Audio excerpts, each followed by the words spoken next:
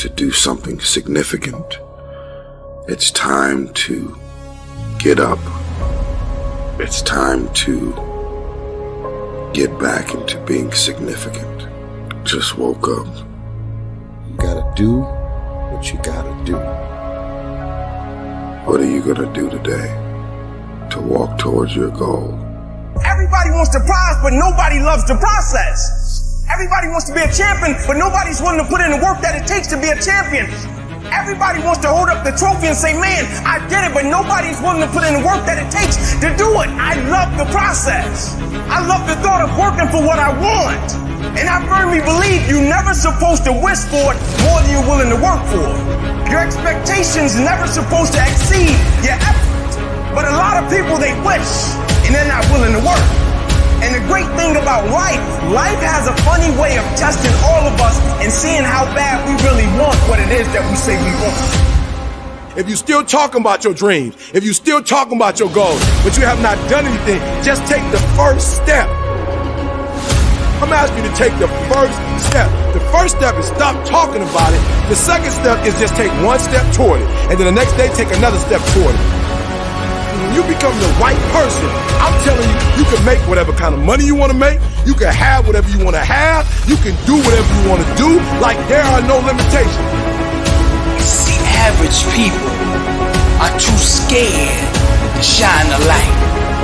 Too self-conscious to be vulnerable. But it's from that place of vulnerability that you find greatness, that you find your identity, that you find power, the kind of power that it takes to change the world. The deep is where the living is. And if you want to taste the greatness, you gotta be willing to venture to the unknown, to that place that scares you. Stop tiptoeing into your destiny. Get out of that comfort zone and be all that God made you to be. Whatever dream you have, use all your energy to make it into reality. Push yourself to become the person you are destined to become.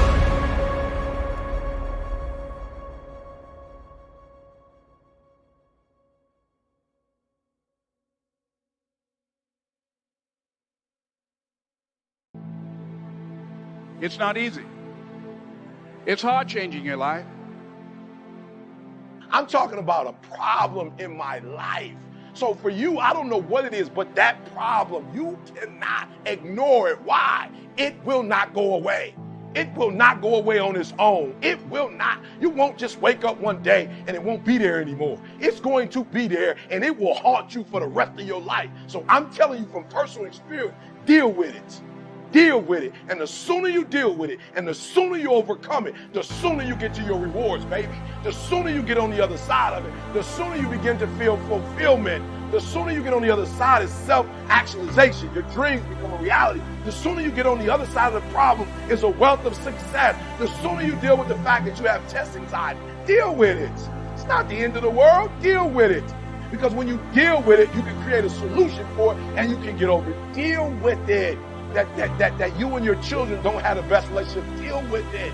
Deal with the fact that you are a procrastinator. Deal with the fact that it's hard for you to execute. Deal with the fact every time something happens, you're worried about it. Deal with the fact that you have this anxiety that every time you're about to reach another level of success, every time you're about to go to another level, you feel overwhelmed. Deal with the fact that you're struggling with your success, that you feel like, why me and why not my sister, or why me, why not other people? Deal with the fact that you feel guilty that you're successful. Deal with it. And I was sleeping in my office. It was hard when just over 3 years ago, in the Penobscot building in Detroit, Michigan, where I was operating my business, and I fell on some hard times. It was hard coming into the lobby, and the security said, "Excuse me, Mr. Brown, can we see you for a moment?"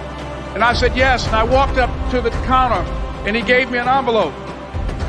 And he said, "Would you mind reading it here?"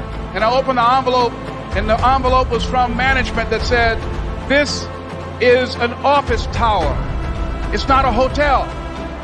Please do not sleep in your office." And I said, excuse me, sir. I said, I just work long hours in creating my business. I'm an entrepreneur. And right now, things are bad for me. But they're not going to be this way always. I'm not trying to make this my home. And it was hard coming through the lobby. And sometimes they would laugh. There's a guy talking about becoming successful. And look at him.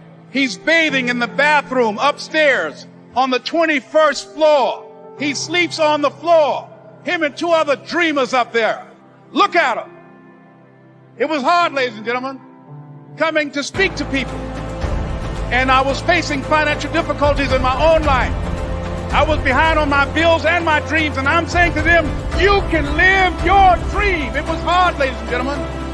It was very difficult to pick myself up each day believing that I could do it. There were times that I doubted myself. I said, God, why is this happening to me? I'm just trying to take care of my children and my mother. I'm not trying to steal or rob from anybody. Why did this have to happen to me? It was rough when I lost my job. And I could not find a job. It was humiliating and embarrassing, borrowing money. And then I couldn't pay the money back when I told them I would. That's rough. How people look at you, how they respond to you.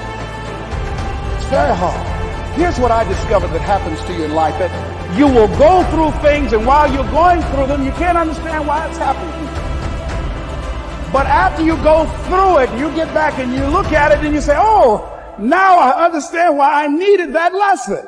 Then I saw that that was preparing me for bigger and better things. See, most people want it easy. See, easy come, easy what? Easy go.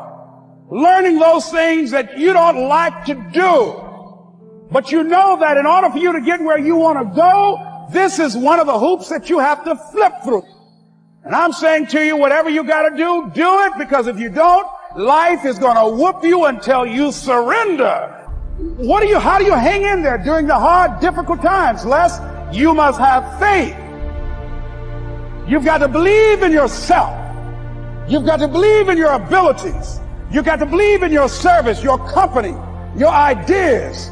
Unquestionably, you got to have faith, and that faith gives you patience. That it's not going to happen as quickly as you want it to happen. A lot of things are going to happen that will catch you off guard. And so therefore you've got to deal with and handle it as it comes. And not only that, but that faith and patience drives you into action. You've got to keep moving. Be yourself. Everyone else is taken. Well, that really speaks to the power of being an original. It speaks to this concept of authenticity, being yourself. I mean, we live in a world where there has never been so much of a seduction to be like everyone else. There's never been so much influence and hypnosis through the social media and through society to talk in a certain way, to walk in a certain way, to buy certain things, to measure your success by the same philosophy. And what I'm encouraging you to do, based on this Oscar Wilde quote, is to be yourself. I mean, talk your talk, walk your walk. Take the time to reflect on your dream. Be true to your own values, because life's greatest heartbreak is self-betrayal. Never underestimate the power of influence. What an important statement.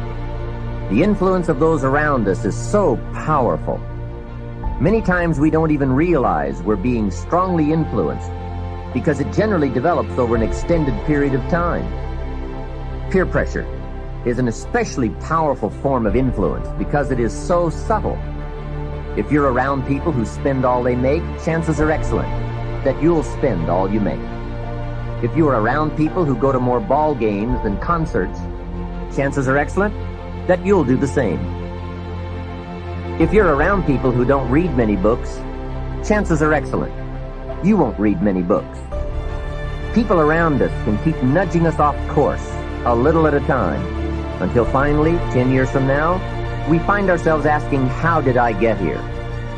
Those subtle influences need to be studied carefully if we really want our lives to turn out the way we've planned.